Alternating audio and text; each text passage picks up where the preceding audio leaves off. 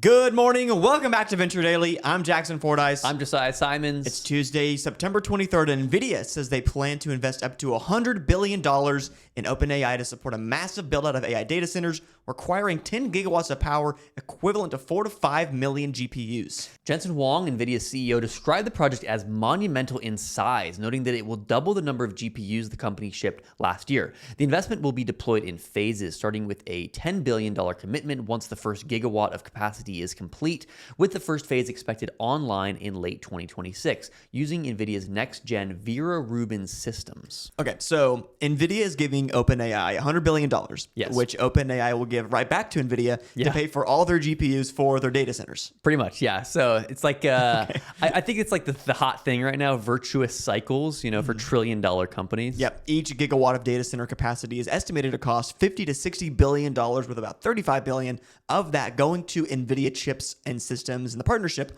underscores OpenAI's growing infrastructure needs as it serves 700 million weekly active users and works on next-generation AI models. Yeah, NVIDIA stock jumped nearly 4% yesterday after the announcement, adding around $170 billion in market value and pushing its valuation near $4.5 trillion. I feel like it was very recently they were talking like the first company that hit a trillion. And now it's just 4x of that. Yeah, we're almost 5x that already. OpenAI will designate NVIDIA as a preferred supplier for chips and networking gear, even as competition from AMD and cloud providers intensifies. The move also builds on NVIDIA's broader investment strategy, which recently included stakes in Intel, data center startups, and other AI ventures. So for more on this story, I called Jaymes Davis. Absolutely. So my name is Jaymes Davis. I am the Chief Technical Evangelist for Kasm Technologies. For my first question for Jaymes, OpenAI says it'll need 10 gigawatts of power for its NVIDIA systems, equal to 4 to 5 million GPUs. What does this tell us about the physical limits of AI growth,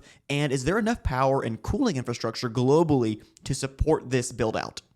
As you start looking at the industrialization of a lot of the data centers that have actually been springing up all over the United States, that 10 gigawatts is really becoming more of, it's not just, am I fighting AI? I'm actually going to be, looking at consumer power and utilization. There's going to be levels of prioritization. There may be even a point in which you may ration, similar to what you would with water. You currently ration certain level of power because there is not enough 10 gigawatt factories around to really support that AI infrastructure in that way without taking advantage of the consumer-based electrical grids that are in play as well.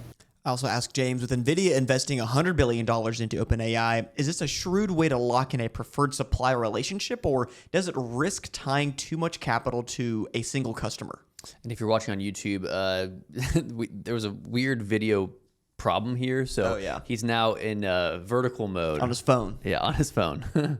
I believe it risks tying a lot of capital. I mean, you got to imagine it's going to be $100 billion that's going to go to OpenAI. That's just going to go back to NVIDIA in both of those two situations because of the way it's being delivered.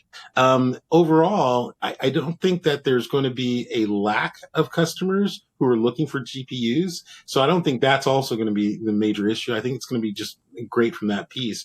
But what I would say is that $100 billion is an entry stake that I think is way too high for anybody else to get involved in the game.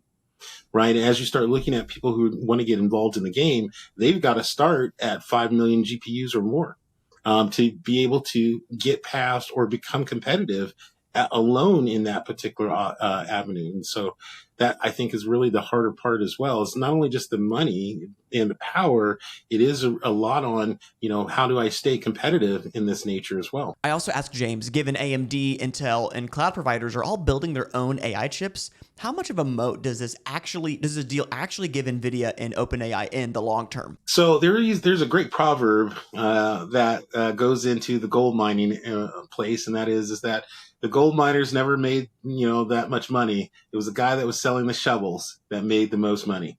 And in this situation, NVIDIA has a moat of software that is the shovels that are being built for robots, that are being built for satellites, that are being built for, G2 or digital twins. All those things that are in play Nvidia has did a really good job of creating the moat that's necessary from that perspective. OpenAI, again, from their perspective, has did a great job of building the right large language models, and it really introduced different research technologies and so forth within in the confines of their relationship. So I think both of those two together are really driving a lot of the overall, support and revenue that can be generated from that environment. But again, I believe they're selling shovels as we're looking at trying to get into this environment, and we're looking for the gold, because there's a lot of CEOs and CIOs who are out there who are saying, I want AI today. They don't exactly know what it's going to give them one way versus the other. But OpenAI and Nvidia building the shovels or using shovels, selling the shovels, that actually makes a lot of movement there. A lot of golden nuggets there, but one that Golden really nuggets. stood out to me was digital twins. Kinky.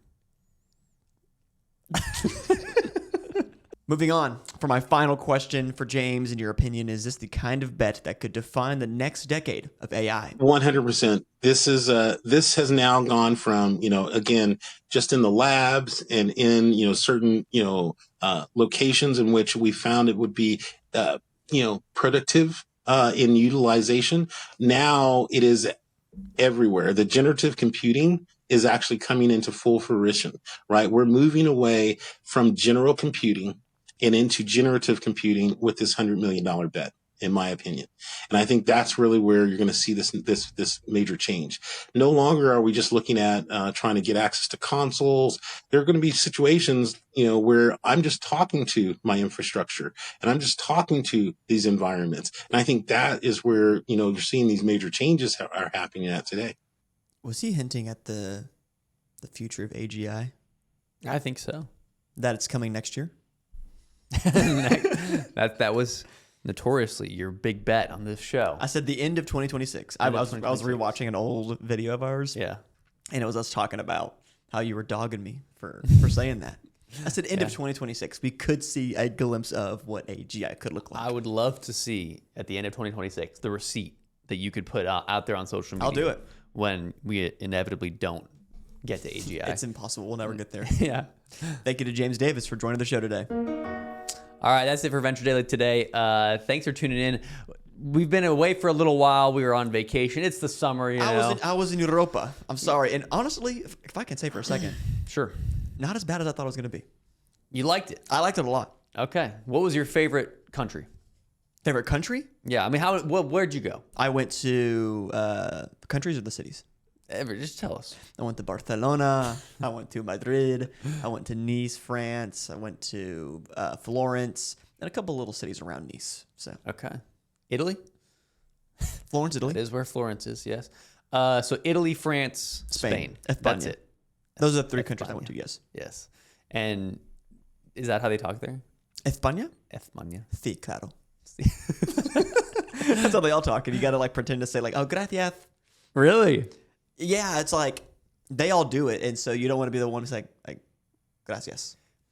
Interesting. Like the men speak that way too? The men speak like women, yeah. Okay, but your favorite was Nice. Oh, by far, Nice. Nice. If you have someone in your life, a significant other, you want to take them somewhere that's romantic, it's beautiful, it's affordable, it's fun, go to Nice. Affordable, yeah. I would say it's affordable. Like the food, we had there was a happy hour, right? Yeah, but you got to get there. Sure. And the flights there aren't insane. Like my round trip flight was $500, $550. Wow. Round trip, Austin to Barcelona.